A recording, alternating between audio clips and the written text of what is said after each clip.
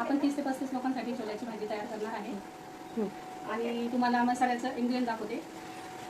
खोबरं आणि तीळ, त्याच्यानंतर कांदा, अद्रक, लसूण, कोथिंबीर वाटण, त्याच्यानंतर टोमॅटो, त्याच्यानंतर छोले मसाला, लाल मिरची पावडर, गरम मसाला एवढं आपण घेतलं आहे.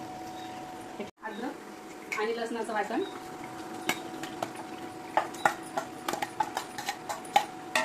आता आपण हे चांगले सोनेरी रंगाचे होईपर्यंत परतून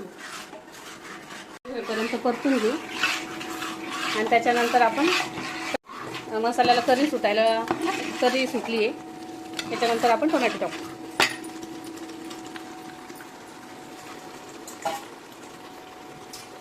तरी बघा दिसते. आता कांदा परतला आहे, आपण टोमॅटो टाकू.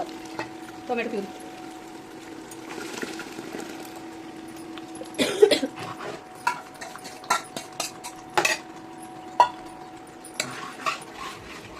चांगला परतला आहे. आता आपण त्याच्यामध्ये छोले ऍड करणार आहे.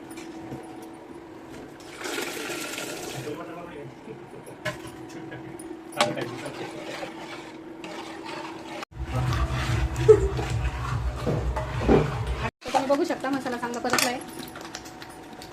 आता आपण याच्यामध्ये लाल तिखट, गरम मसाला आणि छोले मसाला पावडर हे टाकतोय.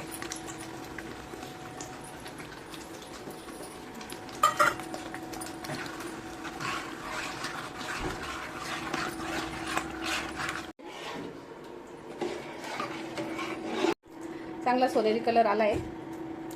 त्याला अजून हळूहळू चांगलं तेल सुटायला लागेल.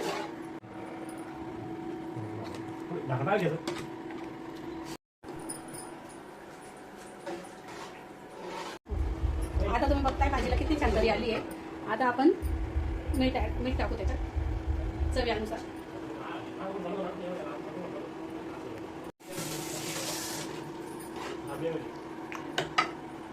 आणि गार्निशिंगला थोडीशी कोथिंबीर टाकू.